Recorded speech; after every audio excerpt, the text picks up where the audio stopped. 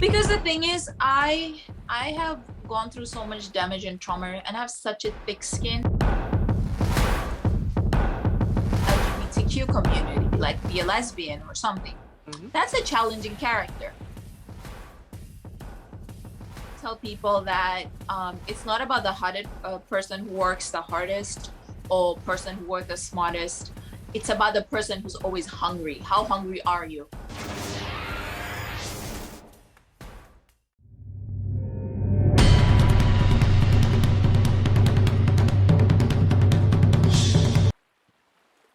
Yeah. So, what's the most challenging role you've ever had to take that, kind of forced you to push the boundaries? And how were you able to, to embody Honestly that role? speaking, that role has not arrived yet. Why do you You say wanted that? to say your movie? No. No, so far that role has not arrived yet. It has not arrived. It has not arrived yet. So why do you say that? Because the thing is, I have gone through so much damage and trauma and have such a thick skin. It will have to be something very, very, very extremely special for me to push boundaries, like, I don't know, maybe if I have to lose like 15 pounds to play a drug addict or something like really crazy. Wow, so take the bait didn't force you to push your boundaries? I mean, I nothing has really pushed my boundaries yet. We gotta get you some cocaine and get you sniffing cocaine on screen and be like, No, nothing has really pushed my boundaries because I mold into every acting character. Okay, so there's this notion of there's this thing about this. It's like a huge situation that I see on film, whereby you see people complain about, oh, this director, he's so for example, if you are, it's this thing with people of color in film. So when you see like a director, he wants to like do a film for, okay, let's say, let me look for a specific example, like this movie, this Egyptian movie. I've forgotten the title. It was like 5 years ago. So, for example, they were going to create movies about Egyptians, and there's this notion that Egyptians are black, but then the director used white people. So they said, okay, now they're whitewashing the culture. So there's this whole situation of directors using maybe, for example, a white actor in, let's say, a Here's the give thing. me 1 second. Let me finish this real quick. Yeah. A Latino movie, and you see people say things like the director is an asshole, whatever, blah blah blah. That he should have used someone from that region for that specific role. What's your take on that? Do you think directors should like use people from that specific region? Exactly. 100%. 100%. Because the thing is, that's what makes a movie believable. You know what I'm saying? Like Egyptians, they have more Arab features. They look more like us. Mm-hmm. And it's true. Egyptians are a little bit more dark. And you've seen Egyptian women are so gorgeous. Egyptian women have more Arab eyes.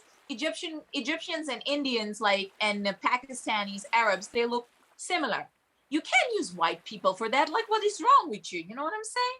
Mm-hmm. It's true. I agree 100%. It's not about using people of color or it's a racist thing. No, you want your movie relatable, look real, use the people. Mm-hmm. Use the people, like, use the people who make the character, because remember, you're spending millions and millions of dollars on your movie. Like, what are you doing? Come on. Every casting that you do. Have you seen Tropic Thunder? No, I haven't. Have you heard about it? No. Okay, so I can't really go deep into it. But Tropic Thunder is a movie whereby Robert Downey Jr. acted a black man's role. So he had to like paint his face, and he and the director got a lot of backlash that he should have used a black person in this role. But other than that, his acting was amazing. The movie is so good. It's so believable that you will think with the makeup, and everything, you would think it's that he's a black man. You understand? Yeah. So for me, when it comes to acting, there Mm-hmm. is acting is a profession whereby Mm-hmm. you expect someone to embody a character. And I don't think that should have to do with where you're from. If you're True. black or you're white and you can embody a True. character and you do it better than every other person, I think the role should be for you, regardless of where you're from. No, I do agree that the casting directors make most of their like who you cast, because remember, if you're from Egypt, there's so many actors who don't get a chance, and you have to play the character from the region if you want to be believable. You can do anything, but at the end of the day, you have to cast our actor like like what's that movie, Wakanda? What was the name of the Black movie? Panther? Black Panther. It was in Africa. Imagine if you like put white people in Africa. No, no, You know what I'm no. saying? What we're saying is What I'm saying is, if you're in Egyptian. Egypt, use Egyptians. You're, South Africa is a mixed place. They do have like, white people, but that's in just the city area or not in the really, really rurals. But you just got to kind of understand, you got to cast a character. Like I would say this, right? So I'm like a straight person, but people might be like, and let's say I get to a chance to play a somebody from the LGBTQ community, like be a lesbian or something. That's a challenging character. People looking from outside, oh, why did you could have used a lesbian? I mean, it is easy for a person who's part of the LGBTQ to play that character, but someone who is not, that's a challenge. You have to understand from the actor's perspective. For an actor, this is a challenge, and that's why she took it up.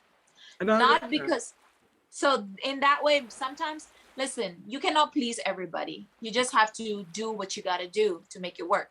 So what would you do if you're a director and you want to make a film about Egyptians, for example, and then you went to Egypt and you auditioned all the actors in Egypt, and then you also auditioned actors from America, but the actors from America performed the role better during the audition than the Egyptians? Are you still going to say, oh, because they're from Egypt and it's an Egyptian movie, I'm going to put them in the film, even though the Americans or the whatever, the exterior people, their acting during the audition was way better than the ones from the indigenous place? Honestly, to make it authentic, one thing they say in auditions, they said you got to be perfect, but not too perfect, because the thing is, then the director will know, oh, is this person moldable? So the thing is, I think before you even do, you have table reads, you have auditions, you kind of build into the character, and I think that's how I would definitely use the Egyptians, because then that will be more relatable. Because remember, at the end of the day, it's the audience that decides. No, it's not about, like, for the lead actors, I would consider, because the pool of actors in America is large for lead actors. But if you're talking about supporting roles or anything, Yeah, well, maybe supporting roles, but definitely taking the Egyptians. I'm taking the people from that area. Yeah, I think the best guy should still take the role. That's why you leave it on the table for people to audition for the role and let the best guy take the role. That's just my Exactly. So let's talk about. Did you get my message? I sent you a message. I got your message. Let's talk about Take the Bait real quick. What was your experience on Take the Bait, and what do you want people to look for in the film? Take the Bait was definitely something like relatable to my life, because I used to be a nurse and all that stuff. I think what people need to take away from this is that you cannot judge a book by its cover. You have to understand that there are people out there who have certain traumas, certain pasts, and you have to be very careful when you're out there. Never underestimate the person in front of you, because, like they say, never underestimate your opponent. And I think that's what you learn from it. It's one of the biggest lessons. Like, never underestimate your opponent. You don't know who is who. You cannot know just the person by face value. They could be the most beautiful, amazing person, but unless you get to see the person, meet the person, you don't know what they're all about. So it's very important to know a person before you commit in real life as well. Like, it's like you cannot know a person just by face value. Like right now, online dating is so fast, and people are like, jumping from here to there, leaving a lot of broken glasses, and then everybody's touching everyone, everyone's getting hurt. I think the take the bait is telling you like, hey, before you get hurt, know your boundaries, know what you're all about, what it could be that the killer could be killed, what if two killers meet, what if what happens when two psychos meet, what if two broken people meet, what happens, it's like you both get hurt in the same way. It's like a depiction of real life. When in real life two broken people meet, there's more toxicity. We're just filling up the air with toxic nerves. And I think that's what take the bait is about. Like, are you ready to take the bait? Are you ready to accept that toxicity again? Are you? And at the end, we see that evolve into something much bigger and greater, and possibility of something like that could even happen. And people don't think about it. And I think take the bait puts it into perspective, like, hey, something irrational and something bizarre like this can also happen just because you decided to make this decision. And I think that's what take the bait is about. I think I summed up the whole thing in that. I'll leave that to the audience. So do you have any project you're working on right now that you want people to look forward to? Honestly speaking, I just signed an NDA, so I can't tell about it. But of course, everything comes out in the public and you'll see. And people will see. So guys, look out, keep your eyes glued to your screen. The next big thing on the screen right there. Do you have any final parting words, favorite quotes that you'd like to share with us? I just want to tell people that it's not about the hardest person who works the hardest or person who works the smartest. It's about the person who's always hungry. How hungry are you? Because when you're hungry, that's when you find food. That's when you go out searching. And if you're always hungry, you're always going to go out and look for opportunities. So I always tell people, stay hungry, my friends, because unless you're hungry, you're not going to go out and seek for opportunities. Don't think you got something. There's a bigger mountain. Keep climbing the mountain. Always be very nice, very kind to people, because remember, I love what Gigi Hadid said. When you walk in a room, you have to be the nicest, amazing, caring, kindest person, because there's always someone's going to be prettier than you, someone's much more nicer than you, someone much more kinder than you. Always have this mindset that you are replaceable. Everything in this world is replaceable. Like you replace your furniture, people replace people, for God's sake. Remember, you are replaceable. Never forget that. So in order to hold your place, you have to hold your place in someone's heart. And in order to hold your place in someone's heart, you have to be kind. You have to be nice. So remember, want to hold your place. You want to be irreplaceable? Act irreplaceable. Act like there's nothing better than you. There's nothing more than you. You are enough. If you want to show people you're enough, make your place in their heart, because whatever stays in the heart, it's hard to get out.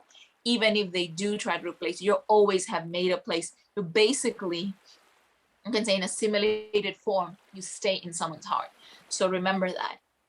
Always be nice, be kind, be the hardest working person in that room, and always value people over anything else. Because if you value, whatever you give is what you're going to get. And that's my final words. That sounds like 3 words to me. Just do the work. Keep doing the work, guys. And be hungry, stay hungry, and stay kind. Stay hungry, stay kind, put in the work. Nothing comes for free. Whatever you have, you want to keep it. Make sure you always put in the work. There's no secret to this thing. Sheetal, thank you so much for joining me on this podcast session. Thank you for the wisdom that you shared with us. I appreciate that. The audience loves it as well. So thank you. And I hope we get to have you again after your big project. This show is coming to an end real fast. Guys, thank you for joining us from the beginning to this very session. We appreciate you. If you are not yet subscribed to this channel, make sure you click the subscribe button. Like this video, share this video. Don't be selfish. Make sure everyone sees this, your friends, your family. There's a wealth of knowledge, wisdom that you could pick and use for your own personal life. So make sure you tap into this.